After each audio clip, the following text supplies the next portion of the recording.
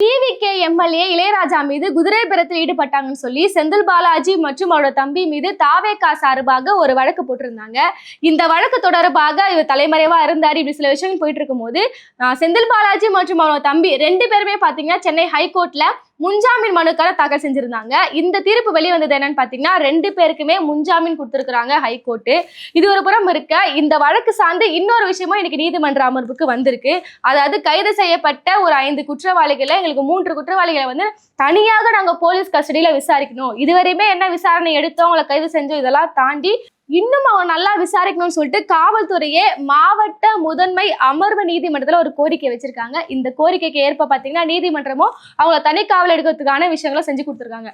சரி, இப்போ இந்த விஷயத்த இப்போ 2ஆ பிரிச்சு பார்த்தோம்னா, ஒரு புறம் செந்தில் பாலாஜிக்கும் அவங்க தம்பிக்குமே முன்ஜாமீன், இதுவே தாவேக அரசோட தொடர் முயற்சிகளுக்கு ஒரு பின்னடைவா இருக்கு. ஏன்னா எப்படியாவது அவரை கைது செஞ்சே ஆகணும். அப்பதான் கரூர்ல போயிட்டு இந்த பாட்டிலுக்கு 10 ரூபாய் அப்படின்ற பாட்டை இன்னும் அப்டேட்டட் வெர்ஷன் நம்மள பாட முடியும்.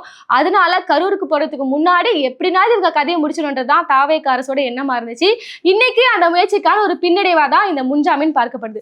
மறுபுறம் பாத்தீங்கன்னா இந்த தனிக்காவல். சரி, இவ்வளவு பேர் கைது செய்யப்பட்டதில்லை, எதற்காக இந்த 3 பேர் குறிப்பிட்டு சொல்ல போனா நரேஷ், ரமேஷ், கார்த்திகேயன், இவங்க 3 பேர் மட்டும் தனியா ஒரு விசாரணை எதற்காக அப்படின்னு பாத்தீங்கன்னா, இப்போ அக்யூஸ்ட் 7 அக்யூஸ்ட் 8 இருக்கக்கூடிய கார்த்திக் அண்ட் ரமேஷ் 2 பேருமே ஹைகோர்ட்ல ஒரு பெட்டிஷன் போடுறாங்க. இதுல என்னன்னு பாத்தீங்கன்னா, நாங்க கைது செய்யப்பட்டு ரிமாண்ட் செய்யக்கூடிய அந்த இடைப்பட்ட கேப்ல காவல்துறையே எங்களுக்கு அழுத்தம் கொடுத்தாங்க, காவல்துறையை எங்களை மிரட்டினாங்க. என்னன்னு மிரட்டினாங்கன்னா, இந்த வழக்கு விசாரணை வரும்போது செந்தில் பாலாஜி தான் இதை செய்ய சொன்னாரு, ஸோ அவர் மூலியமாக தான் இதை செஞ்சோம், இந்த குதிரை பேரத்துல நேரடியாக அவர் ஈடுபட்டிருக்காரு சொல்லி நாங்க செந்தில் பாலாஜியோட ஆட்கள், எங்களுக்கு எதுவுமே தெரியாது, அவர் சொன்னார் நாங்க செஞ்சோன்ற மாதிரி நீங்க பொய் வாக்கு மூலம் கொடுக்கணும்னு சொல்லி காவல்துறையே இந்த மாதிரியான ஒரு அழுத்தத்தை கொடுத்துருக்காங்கன்னு சொல்லி இந்த குற்றவாளிகள் தரப்புல இருந்து ஒரு பெட்டிஷன் போட்டிருக்காங்க. அதனாலதான் இன்னும் இப்ப உங்க தனியாக நாங்க இன்னும் கவனிக்கணும்னு சொல்றாங்களா. இந்த தனி கவனிப்புன்றது இதுக்காக தான். பொதுவாகவே பார்த்தோம்னா போலீஸ் கஸ்டடி என்பது எப்படி இருக்கும், அது ரொம்ப ரகசியமான விஷயம்லாம் இல்லை.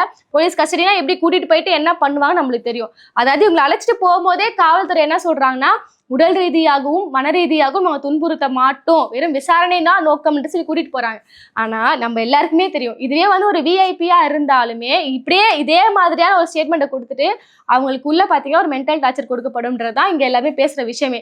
அதான் இந்த மாதிரி சாமானிய மனிதர்கள் மாட்டினா இன்னும் அவங்களுக்கு வந்து நிறைய மென்டல் ப்ரெஷரு, பிசிக்கல் ப்ரெஷர்லாம் கொடுக்கப்படும். அதனால எங்களுக்கு இந்த போலீஸ் காவல் வேண்டாம் அப்படின்னு சொல்லிதான் இங்க இருக்கக்கூடிய குற்றவாளிகள் தொடர்பாக அவங்க ஒரு வழக்கு தொடர்ந்தாங்க.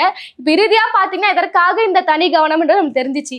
இப்போ ஒரு புறம் செந்தில் பாலாஜியோட ஜாமீனை கொடுத்துட்டாங்க.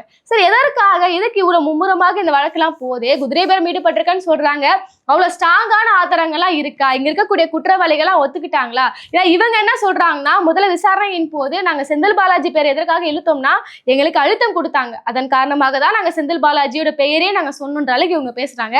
எது உண்மை? சரி, ஆரம்ப காலகட்டத்தில இருந்தே இந்த வழக்கு அவங்க என்ன சொல்லி தீவிரமாக்குனாங்கன்னா, சபாநாயகருக்கு எதிராக ஒரு நம்பிக்கையில்லா தீர்மானத்தை கொண்டு வர போறாங்க. அந்த நம்பிக்கையில்லா தீர்மானத்திற்கு டிவிகேவை சார்ந்த எம்எல்ஏக்கள் எதிராக வாக்களிக்கணும். அப்படி வாக்களிப்பதன் மூலியமாக இந்த ஆட்சியை கவிழ்க்கக்கூடிய ஒரு சதியை இவங்க பண்றாங்க. இதுதான் இந்த அரசு கொண்டு இருக்கக்கூடிய இந்த வழக்கோட முதன்மையான ஒரு நோக்கமே. அவங்க சொன்ன குற்றச்சாட்டு இதுதான். சபாநாயகருக்கு எதிராக எம்எல்ஏக்களை ஓட்டு போட வச்சு இந்த டிவிகேன்ற ஆட்சியை கவிழ்ந்தணும், எப்படியாவது திமுக உள்ள வந்துடணுன்றதா இது ஒரு சதிலாம் பண்ணிட்டு இருக்காங்க. அதுவும் இந்த குதிரை பேரத்துக்கு இந்த ஊடக சேனல்கள் எல்லாருமே போற தம்ப்நெயில் இருக்கே, 35 கோடி தாண்டி, அதை குற்றவாளிகளே என்ன சொல்றாங்கன்னா 35 கோடின்ற அளவுக்கு தான் இவங்க ஃப்ரேம் பண்ணக்கூடிய அந்த ஸ்கிரிப்டே. நியூஸ் சேனல்ஸ் எப்படி போடுறாங்கன்னா 100 கோடி அளவிலான குதிரை பேரம் கட்டுக்கட்டாக பணம் மாறி இருக்கின்ற அளவுக்கு இவங்க ஹைப் ஏத்தி பேசுறாங்க. இந்த புகாரை பொறுத்தவரையுமே என்னதாங்க ஆதாரம்? அதாவது இந்த சம்பவம் எப்ப நடக்குதுன்னா 26ஆம் தேதி நடக்குது. 29ஆம் தேதி தான் பாத்தீங்கன்னா இந்த புகாரை எம்எல்ஏ கொண்டு போய் கொடுக்குறாரு. 2 நாள் எதற்காக சும்மா இருந்தீங்க? இது நீங்க தலைமைக்கு தெரிவிச்சிங்களா? அந்த 2 நாள் என்ன நடந்துச்சுன்னு பாத்தீங்கன்னா எல்லாமே ஸ்கிரிப்ட், யார் மூலியமாக யாரை கோத்து விடலாம். இப்ப செந்தில் பாலாஜியோட பேர் எப்படி இருக்குன்னா, முதல்ல யார் இந்த வழக்குல நேரடியாக வந்து முதல்ல கைது செய்யப்பட்டது திருநாவுக்கரசு. அவர் பாத்தீங்கன்னா இந்த 2-3 பேரை சொல்றாரு, இந்த நரேஷ், கார்த்திகேயன்றாரு. இப்ப இவங்களை பிடிச்சி விசாரிக்கும் போது இவர் செந்தில் பாலாஜி சொல்றாரு. சோ இந்த அடிப்படையில தான் செந்தில் பாலாஜியோட பேரே வருது. சரி, நேரடியாக இப்ப ஸ்ரீவைகுண்டத்தை எம்எல்ஏ என்ன சொன்னாரு, என் மேல குதிரை பேரத்தை ஈடுபடுறான்னு சொல்லிட்டு அது உண்மையோ பொய்யோ ஏதோ அவருக்கு தெரிஞ்சிருக்கு.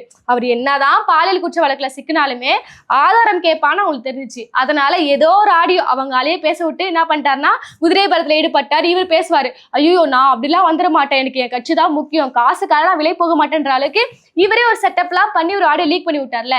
இப்போ நீங்க நேரடியாக கட்சியில ஒரு முக்கிய பொறுப்புல இருக்கக்கூடிய ஒரு நபர் மீது இந்த மாதிரி ஒரு குற்றச்சாட்டை முன்னெடுத்து வைக்கிறீங்கன்னா அதற்கான ஆதாரங்கள் எங்க? ஏதாவது ஒரு சிசிடிவி ஃபுட்டேஜ் எதுவும் என்ன சொல்லிட்டாங்கன்னா இந்த மாதிரி குதிரை பேரத்தை ஈடுபடுறதுக்காக ஒரு 5 ஸ்டார் ஹோட்டல்லாம் புக் பண்ணாங்க. இன்னும் ஒரு படிக்கு மேல சிங்கப்பூர்ல இருந்துலாம் பெரிய ஒரு சர்வதேச சதி அவங்களா ஹெல்ப் பண்ணாங்க. அதாவது வெளிநாட்டு மூலியமாக சில ஹெல்ப்லாம் உள்ள வந்திருக்கு, பேச்சுவார்த்தை போயிருக்கின்ற அளவுக்குலாம் இது பெரிய ஒரு பன்னாட்டு சதின்ற அளவுக்கு இதை கொண்டு போயிட்டாங்க. சரி, ஏதோ ஒரு சிசிடிவி ஃபுட்டேஜ், ஏதோ ஒரு phone call, audio call footage எதுவுமே இல்லை. சரி, காவல்துறை சார்பாக இவ்வளவு ஸ்ட்ராங்கா எடுத்து வைக்கிறாங்களே, இப்ப அழுத்தம் கொடுத்துருக்காங்க, இந்த மாதிரி கைது செய்யறாங்க, என்ன ஒரு ஆதாரத்தின் அடிப்படையில இந்த குற்றச்சாட்டை முன்னெடுத்து வைக்கிறாங்கன்னு பாத்தீங்கன்னா, இந்த சம்பவம் நடந்த இந்த குதிரை பேரம் நடந்துச்சுன்னு சொல்றாங்களே அந்த நேரத்துல திருநாவுக்கரசு அவர்களும் இப்ப செந்தில் பாலாஜியோட தம்பி அசோக் அவர்களும் 2 பேருமே ஈரோட்டில் இருந்தாங்க. 2 பேருமே ஈரோட்டில் இருந்தாங்க. இது ஒண்ணு மட்டும்தான் இவங்க தரப்புல இருந்து முன்வைக்கக்கூடிய ஒரு ஆதாரமா இருக்கு. இதை தாண்டி செந்தில் பாலாஜி அவர்கள் இந்த குதிரை பேரத்துல பேசினாரு, ஏதாவது ஒரு ஆவணங்களை வெளியிடுவதோ இல்லைன்னா குதிரை பேரம் நடந்திருக்கு இல்ல ஏதாவது ஒரு பண பரிவர்த்தனை எல்லாம் போயிருக்கு அந்த டிரான்சாக்சனை வெளியிடுறது எதுவுமே இதுவரை கிடையாது. வெறும் பேசியிருக்காங்க, அதை மட்டுமே அடிப்படையாக வச்சுதான் இந்த கேஸ் இன்னைக்கு இவ்வளவு மும்முரமாக இழுத்துட்டு போயிருக்காங்க. அடுத்ததான் பாத்தீங்கன்னா இந்த தகவல் எல்லாத்தையுமே சொன்னது என்ஆர் இளங்கோ அவர்கள். இதுதான் அவங்க கோர்ட்ல போய் கேட்டிருக்காங்க. ஏதாவது ஒரு ஆதாரத்தை வெளியிடுங்கன்னு சொல்லி கேட்டதுக்கு தாவேக தரப்புல இருந்து அட்வொகேட் என்ன சொல்றாங்கன்னா 2 பேரும் ஒரே பிளேஸ்ல இருந்தாங்க. சரி, ஓகே, சரி, நாங்க என்னோட பர்பஸ் என்ன, இப்படி நாங்க குதிரை பேரத்துல ஈடுபடுறோம்னா எங்களுக்கு ஒரு நோக்கம் இருக்கும்ல, அது என்னன்னு சொல்லிட்டு இந்த ஆட்சியிட கேட்கும் போது தாவேக தரப்புல இருந்து என்ன சொல்றாங்கன்னா ஆட்சியை கவிழ்ப்பதற்கான ஒரு சதி. இப்போ திமுக கிட்ட எத்தனை எம்எல்ஏக்கள் இருக்கிறாங்க, இந்த எம்எல்ஏக்கள் எண்ணிக்கையை வச்சுட்டு இப்ப தாவேகா கிட்ட இருந்து ஒரு எம்எல்ஏ வாங்குவதன் மூலியமாக எப்படி இந்த ஆட்சியை கலைக்க முடியும்? சரி, அதையும் தாண்டி சபாநாயகர் மீது ஒரு நம்பிக்கை இல்லா தீர்மானத்தை கொண்டு வந்துட்டா இந்த ஆட்சியை கலைச்சிருவேன்னு சொல்லிதான் ஒரு ஸ்டேட்மெண்ட்டை முன்னெடுத்து வைக்கிறாங்க. சபாநாயகர் மீது நம்பிக்கை இல்லா தீர்மானம் கொண்டு வரதன் மூலியமாக ஒரு ஆட்சி கவிழவே கவிழாது. இது நம்ம ஒண்டி கேட்கல, நீதிமன்றமே இந்த கேள்வியை முன்னெடுத்து வச்சிருக்காங்க. இப்ப சபாநாயகரை மாத்தினோம்னா அந்த கட்சி சார்பாக யாராவது மாத்திருவாங்க, எல்லாருமே ஓட்டு போட்டு வேற சபாநாயகரை கொண்டு வந்துருவாங்க. இதன் மூலியமாக எப்படி தாவேக்காவோட ஆட்சியை கலைக்க முடியும்? இத்தனை எம்எல்ஏக்களை வச்சுக்கொண்டு ஒரு எம்எல்ஏக்களை வாங்குவதன் மூலியமாக எப்படி ஆட்சி கலைக்க முடியும்? அதையும் தாண்டி ஒரு நம்பிக்கை இல்லா தீர்மானம் கொண்டு வந்து இந்த ஆட்சியை கலைக்கணும்னா அதுக்கு 6 மாசம் டைம் இருக்கு. அதற்குள்ளேயே எப்படி இந்த திமுக அரசு இந்த மாதிரி ஈடுபட போறாங்கன்னு சொல்லிட்டு நீதிமன்றமே பல்வேறு கேள்விகளை முன்னெடுத்து வச்சுதான் இன்னைக்கு அவங்களுக்கு முன்ஜாமீனே கொடுத்திருக்காங்க. அதுக்கப்புறமா பாத்தீங்கன்னா இப்ப எப்படி முன்ஜாமீன் கோரக்கூடிய அந்த வழக்குல ஆட்சி கவிழ்ப்பு சதி அப்படின்ற ஒரு வார்த்தையை பயன்படுத்தின காலமாக எப்படி ஹைகோர்ட் அவங்களை திட்டி அமிச்சாங்களோ அந்த தவறு மீண்டும் எழக்கூடாதுன்ற காரணத்துக்காக இன்னைக்கு இன்னொரு வழக்கு விசாரணைக்கு வரும்போது அந்த வார்த்தையே அவங்க குற்றப்பத்திரிகையில இல்லையா. அப்போ உங்களோட கேஸோட முதன்மை கோர் என்னவா இருக்குன்னா ஆட்சி கவிழ்ப்பு சதி. அதையே எடுத்துட்டீங்கன்னா அப்ப இந்த வழக்கோட நோக்கம் என்னன்னா ஒரே நோக்கம் தான், செந்தில் பாலாஜியை எப்படியாவது முடக்கணும்.